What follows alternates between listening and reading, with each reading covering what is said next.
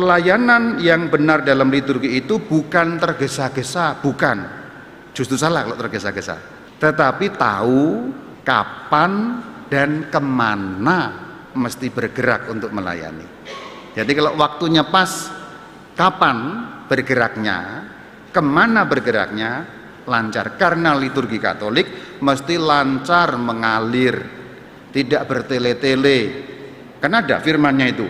Kalau kamu berdoa, doamu jangan bertele-tele. Liturgi juga nggak boleh bertele-tele. Contohnya bertele-tele. Contoh umpamanya gini. Semoga Allah yang Maha Kuasa mengantar kita ke hidup yang kekal. Amin. Utuk utuk utuk, utuk utuk utuk, utuk utuk utuk. Nah ini bertele-tele. Ini bertele-tele. Contoh lagi bertele-tele. Misalnya kudus ya. Dari sebab itu, tahan hentinya kami bernyanyi. Utuk utuk utuk utuk utuk. Nah, sudah, ini bertele-tele. Nah, itu contohnya. Jadi ini aliran perayaan mesti kita ciptakan tanpa terburu-buru. Kalau tahu kapan yang tepat saatnya dan kemana bergeraknya, pasti tidak buru-buru. Saya beri contoh. Umpamanya lektor lagi mau baca doa umat. Aku percaya akan Allah gitu kan. Kalau lektornya ngalamun, malah mikirin putus cinta umpamanya ya. Tapi ini lektor di luar Purwakarta. Ini kalau di Purwakarta udah benar semua, yang benar ya, yang benar. Umpamanya sampai pada kalimat terakhir belum maju, pasti telat. Pasti telat. Karena apa? Karena majunya tandanya pada kata gereja. Jadi contohnya mau doa umat, aku percaya akan gereja yang satu, jalan pelan-pelan dan nggak perlu buru-buru.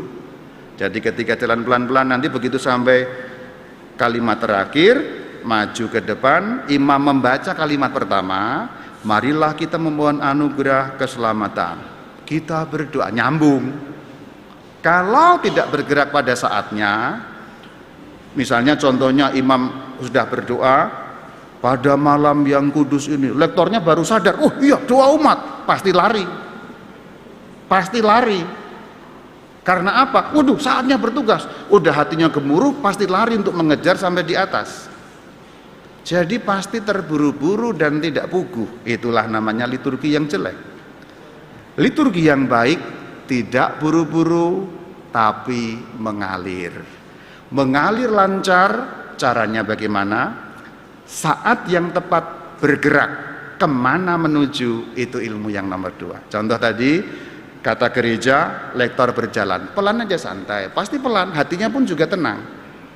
Lalu naik ke atas, imam membaca, contoh kalau halaman 10, begitu imam mengatakan, marilah kita memohon anugerah keselamatan. Kita berdoa, enak kan? Bayangkan kalau nggak siap, imam sudah berdoa, marilah kita memohon anugerah keselamatan. Lektor lari, jadi kita lihat orang lari berantakan. Terus kita nunggu orang ke atas, terus kita memperbaiki rambut dulu dan sebagainya karena udah gemuruh baru membaca. Jadi umat dipaksa melihat sesuatu yang bukan pada tempatnya. Nah itu, liturgi Katolik itu memerlukan aliran bagaimana perayaan itu, tapi tanpa terburu-buru. Kuncinya apa supaya nggak terburu-buru? Waktu yang tepat, saatnya bergerak, kemana tempat yang dituju. Nah gitu caranya. Kalau untuk paduan suara kan nggak perlu bergerak, tapi waktunya yang penting. Jadi kalau untuk paduan suara khususnya waktu, timingnya. Misdinar itu 2 hal yang harus dipikirkan. Waktunya iya, tempatnya iya, lektor sama. Kalau asisten imam ya dikit sih sebenarnya, tapi waktu juga perlu, bergeraknya, tempatnya juga perlu. Karena apa? Di depan tuh kalau berdirinya aja nggak lurus, dilihat jelek gitu. Jadi orientasi liturgi itu penting. Karena apa? Ini sekalian juga namanya katekis liturgi. Sekalian apa? Liturgi Katolik 3 hal. Bonum, verum, pulcrum. Nah itu bahasa Latin ya. Apa tadi diulangi mari? Uluk uluk uluk ya. Liturgi Katolik itu bonum, verum, pulcrum. Bonum artinya baik, bonum verum benar, pulcrum itu artinya indah. Jadi di dalam liturgi Katolik mesti ada keindahan. Karena apa? Karena di atas ini pusat pemandangan, pusat yang dipandang.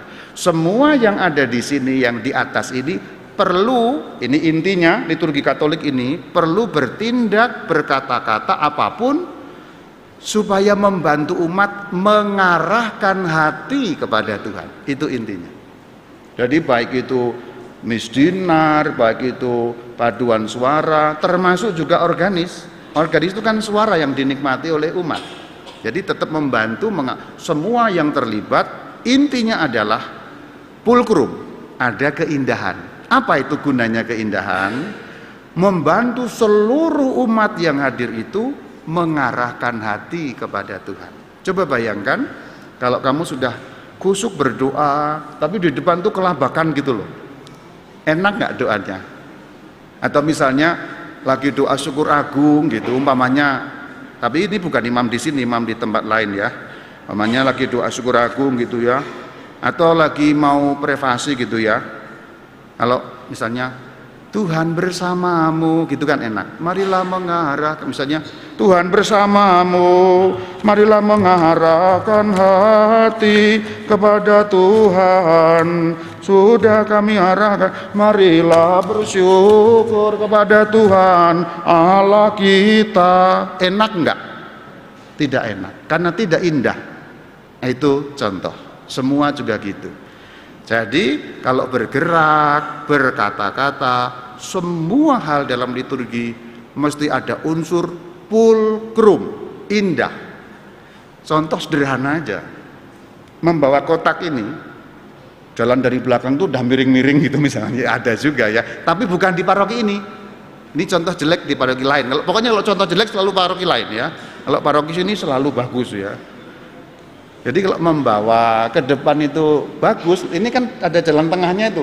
Nah, itu tengahnya gereja itu gampang kok, salib gede, tabernakel, salib altar, ada garis ini. Nah, gitu.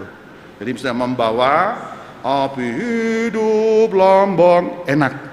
Dilihat itu juga persembahan ke depan gitu. Misalnya api hidup lambang harapan. Dilihat juga tidak enak. Perasaan tidak masuk bahwa itu sebuah persembahan kepada Tuhan. Simpel lagi, nanti untuk yang para pembawa persembahan. Siapa tolong angkat tangan? Pembawa, tenang, ngacung aja, nggak akan dibunuh dah, tenang aja. Pembawa, contoh. Bahkan dari gerakan yang sederhana pun, ini juga indah. Contoh, nanti di depan itu kan, kalau sudah sampai ke depan, kadang-kadang kan ngasihnya itu ya cuma ngawur aja. Persembahan. Tapi seandainya gerakannya itu kayak cantik gitu, ada unsur mangga silahkan gitu. Contoh pertama, persembahan. Contoh pertama.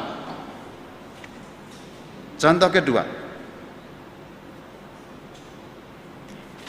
Mana lebih indah? Satu apa dua? Dua. Kita kalau lagi lihat itu pun beda. Oh, di sana ada persembahanku yang dipersembahkan kepada Tuhan. Jadi gerakan simpel ini saja udah berbeda. Tadi satu ini aja. Yang kedua tadi kan seperti meskipun tanpa kata-kata, silahkan gitu kan. Mangga ku persembahkan gitu.